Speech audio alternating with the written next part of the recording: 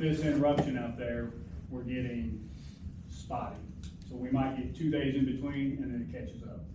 So how do you find an accurate billing for that? Well, the good news is right now we're in between billing cycles, so as long as we get it fixed between the next billing cycle, it'll have, like I said, as soon as it comes online, it catches up, it does the math for us on what water used. That meter's still reading. It's not going, it's just not transmitting that reading to our office. I mean, when it comes time to, have your final reading, do you go out there and check? We can, if we had to. There's 14 of those meters. Yeah. So if we had to, if it took that long to try to get it fixed, we just do a manual read. And who's the cell tower owner, do you know? That one is AT&T. Okay. And then with the bi-weekly meetings with Infomark, is council allowed to attend those? Yes. Okay. And are they on a particular date? They are on the, every other Monday, so 2 weeks from now, on Monday at 1:30. And then Haynes Brothers for the hydrant and valve installations, is there an estimation of completion for those? So for the valve, they are Friday, we have 2 hydrants left to be installed, and that this Friday. The only valves that should go should be installed at that time. And so then the only thing they'll be waiting on are the gate valves, the weir gates for the intake. So if we can get those weir gates in, that whole project that'll be done no later than August, I would say, even though they're scheduled December.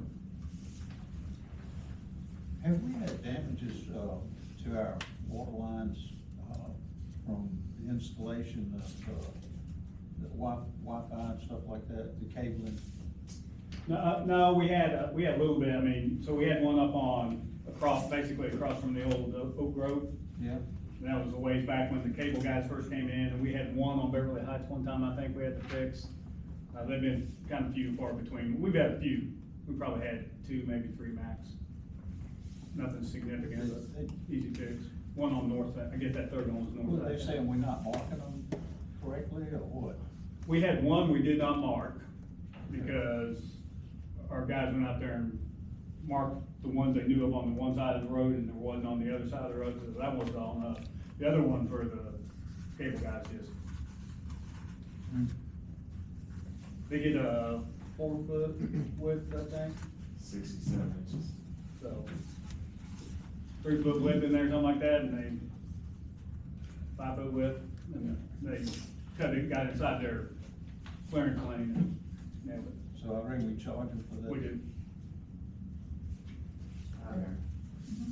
For to piggyback on what Ms. Bishop said regarding the bi-weekly meetings, I'm assuming that still applies for no more than 2 members, because that's a public hearing, to be a public meeting there, though, just to put that in though.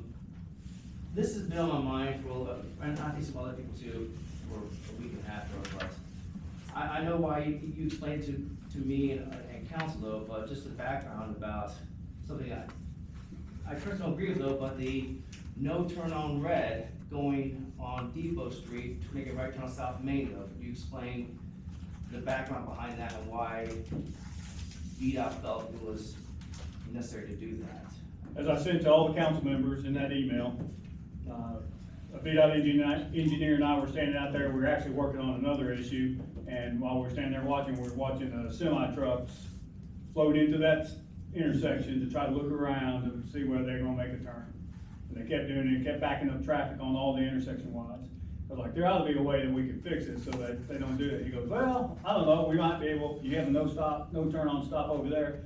I said, well, what's your, you guys do your study and let me know. And that was our last conversation. The next study was, hey, there's a sign up. So that's where the conversation went.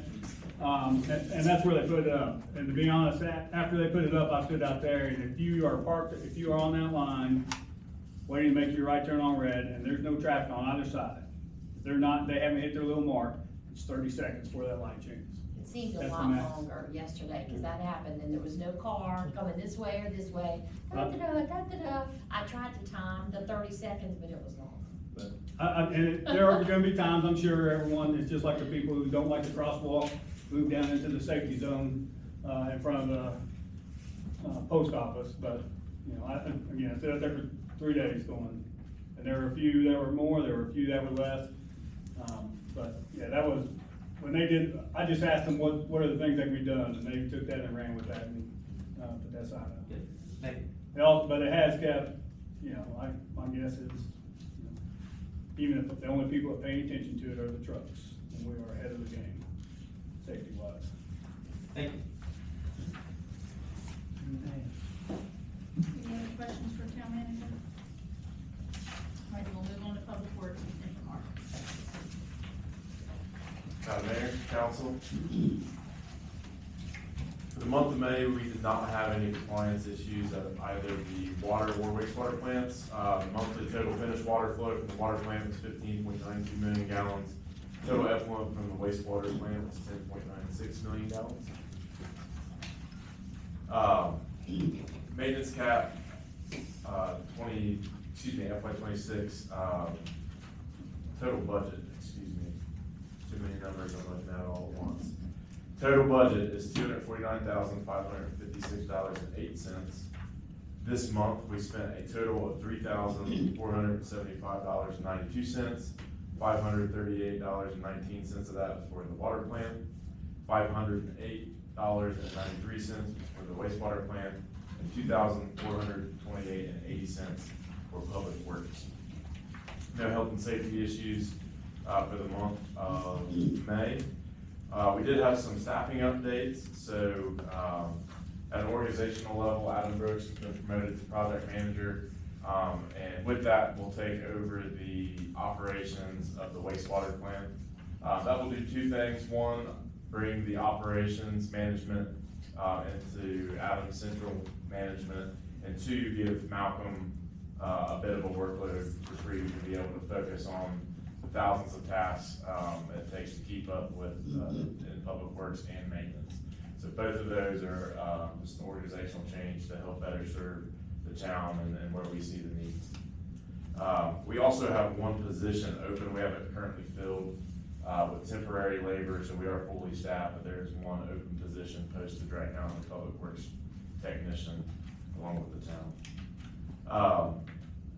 As far as the highlights, we are continuing on with the hypochlorite trials at the water treatment plant. There were some complaints of elevated chlorine levels detected throughout the system that was associated with the disinfection of the new lines going in, not the treatment facility, but until that's completed, we've halted the finished water flows. It is operational and in service on the settled water. The first portion of that is working with no issues. Wastewater plant, no main issues. We are focusing on a backlog of B priority, safety, and housekeeping work orders there on the maintenance side. And then public works keeping up with the seasonal workload. So we are now transitioned into the summer mode, keeping up with all the mowing, all of the leaves and brush, all of the typical workload, and getting caught up on some items. Cemeteries are mowed, circles are maintained, working on other items such as Depot Hill and things that it's been hard to keep up with rain. So thankfully we got good weather and looking at a really good